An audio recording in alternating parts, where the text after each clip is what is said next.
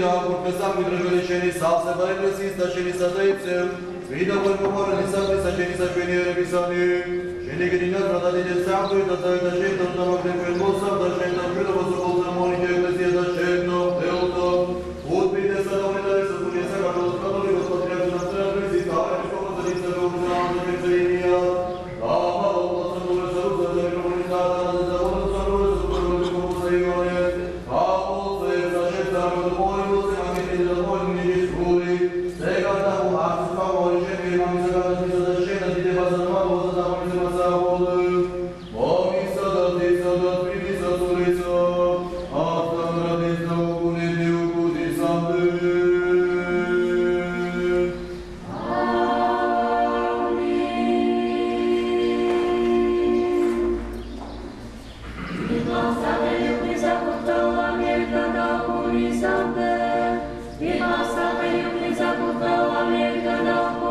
შეგეციოთ ძირვალოცვის მადლი დღევანდელი დღის მადლი ღმერთმა დაგლოცოთ და მრავალს დაგასწროთ. მე გულითადად მოგილოცავთ დღევანდელ დღეს როგორც ვიცით არის შობა პატიოსნისა, დიდებულისა, წინასწარმეტყველისა, წინამორბლისა და ნათლისმცემლისა იოანეს. ჩვენ ვიცით რომ აი თვითონ მისი სახელიდან მომდინარე, მისი მოღვაწეობიდან მომდინარე ის იყო წინამორბედი ქრისტეს. ის იყო მისი გზის გამძლე, მისი მახარებელი. და აი რომ ავიღოთ ადამიანური ბალტახებით, რაოდენ ზეაღმატებულია შობადობა, შობა. და მე მინდა გითხრათ რომ აი როგორც წმინდა წერილიდან, სახარების საკითხავიდან და როგორც საეკლესიო გარდამოცემიდან ვიცით, უშვილობა ითვლებოდა ძალიან დიდ ცოდვილობად. აი უშვილო ადამიანი ითვლებოდა ძალიან დიდ ცოდვილად და აქედან მომდინარე ის ითვლებოდა ღმერთისგან ამ მადლის მოკლებულად. და ეს იყო დიდი სირცხვილი იმ ებრაელიაში. და ამას ძალიან განიცდიდა წმინდა იოანე ნათლისმცემლის მშობლები ზაქარია და ელისაბედი. ჩვენ ვიცით რომ ისინი იყვნენ ღვთისმოშიშნი, შულის მიმდევარნი, მაგრამ მოკლებულნი იყვნენ ამ ყოველივეს. და აი ეკლესიური სწავლებით ლოცვა არასდროს არ არის, ასე ვთქვათ, ღმერთისგან შეუსმენელი, ის ყოველთვის შეისმინება. და სამადლობელი სიტყვები გავიხსენოთ წმინდა იოანე ნათლისმცემლის მშობლების. მადლობა უფალს რამე თუ მოხედნახო ლოცვისა ჩვენისა. და მე მინდა ჩვენი ერის მიმართ თქვა, რომ აი დღევანდელ დღეს ჩვენი მრავალი თანამოქალაქე, თანამემამულე უარს ამბობს ამ დიდ მადლის მიღებაზე. ეს არის ძალიან დიდი ცოდვა, მე მხედველობაში მაქვს შვილიერება, მე მხედველობაში მაქვს სიმრავლე. აი ადამიანის გონება ვერ წდება იმას, რომ ეს ღმერთისგან არის და ეს არ არის მისი მომუშაკებული ან მისი ნამოქმედარი. თორე რო ავიღოთ ჩვენ რამდენი წარმატებული ადამიანია, დიდი საზოგადო მოღვაწე, დიდად დაწინაურებული და მას შვილი არ ეძლევა. რატო? ის არის ამ მადლს მოკლებული.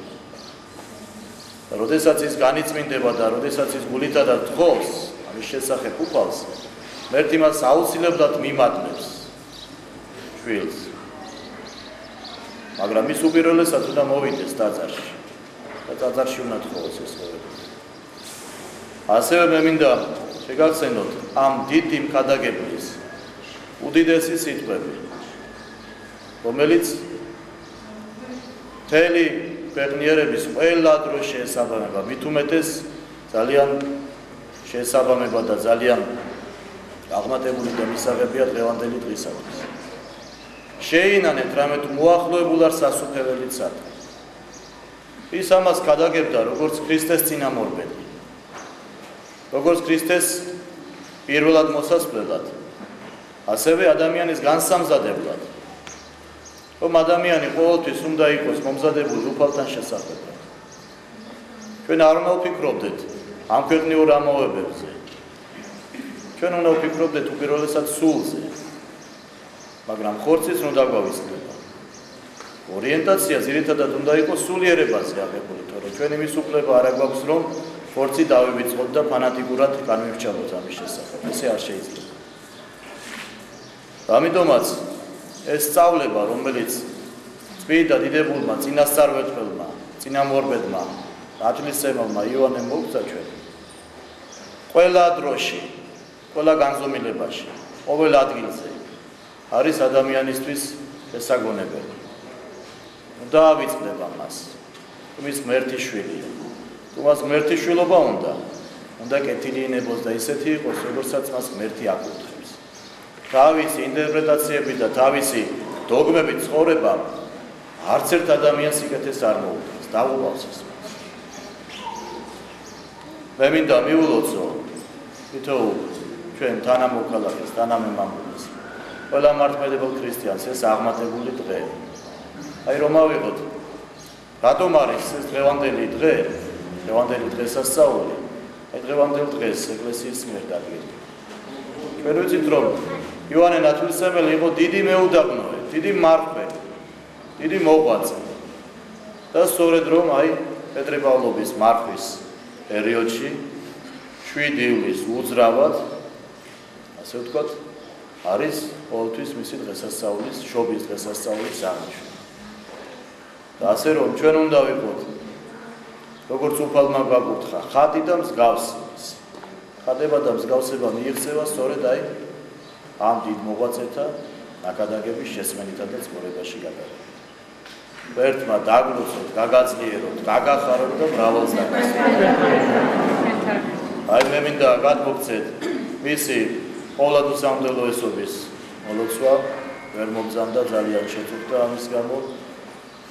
დიდი ტიტულის ადამიანია, მთავარია და მოხდა მისი უწმინდესთან გამოძახება, ასევე ქალაქის მეცეურნები უნდა მობრძანებულიყვნენ და მაგრამ რაღაც ძეზების გამო ვერ მობრძანდნენ და მე მინდა მათი მოლოცვას გადმოგცეთ და ღმერთმა ერთად დაგვაძლიეროს, გაგვამტკიცოს და მოგცეს სიყვარული ღვთისა და სიყვარული კაცისა. ამήν. ილოცავთ. ეს არის პროვას. ეს იოანე ნათლისმცემლის დღე არის. ფარვოიდეს თქვენოჯეს. შენ გახსოვს ის აქ რომ მოშენდა ეს სამომლოცველო რომ მოშენდა იოანე ნათლისმცემელი. როგორ არ მახსოვს? აბა გაიხსენე როგორ იყო. როგორ იყო და ჩვენ მამაო თემურას შეეძინა ბიჭი იოანე, რომელიც წოდა იოანე. მეხუთე იყო, ხო. ხო, მეხუთე იყო, მეხუთე ბიჭი. და მოაშენა ეს იმის სახელი, საპატიოსტეცი. 7 ივლისს დაიბადაო. 7-ში დაიბადა. შარშან წინ იყო თუ 2-3 წლის წინ თქვა რომ 7-ში 7 წლის გახდაო და სადღაც 10 წლის იქნება ალბათ.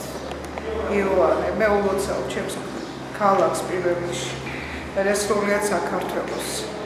და ღმერთმა ქნასო იოანე ნათლისმცემელი ყოფილიყოს მაგალითი ყველა ქართველისთვის. თუ როგორ უნდა იღვაწოს სულის გადარჩენისათვის. და ეს დღე დასაბამი იყოს ყველა ქართველის ეკლესიაში მოსვლისა. თუ გვინდა რომ ჩვენი ქვეყანა მალე გამთლიანდეს და გაძლიერდეს, ყველა უნდა მოვიდეს ეკლესიაში და ყველა შეუდგეს ქრისტეს გზას და იცხოვროს ქრისტეს მიერად. შენ ახარ იოანე? აჰა. ეს მოგარევადეს. რამდენი წლისა ხარ? 9 ხარ? ოჩახში. მამა რევადის ეს. რა ქვია ბიჭოში? თემური ხარ? ვისი სახელი ქვია? ვისი სახელი ქვია თუ ის? ბაბუის. გახსოვს შენ? ოჩახი. აბა მოგილოცე შენ. ილოცავთ მრავალზავესად ყველანი ამ დიდ დღესასწაულს იოანე ნათლისმცემლის შობის დღე არის. ამჟამად გავართ ტაძარში, მისამოსლო ტაძარში.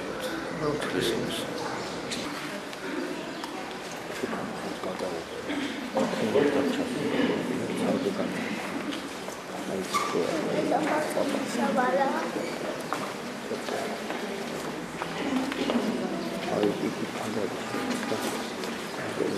Bravo, Jamiro!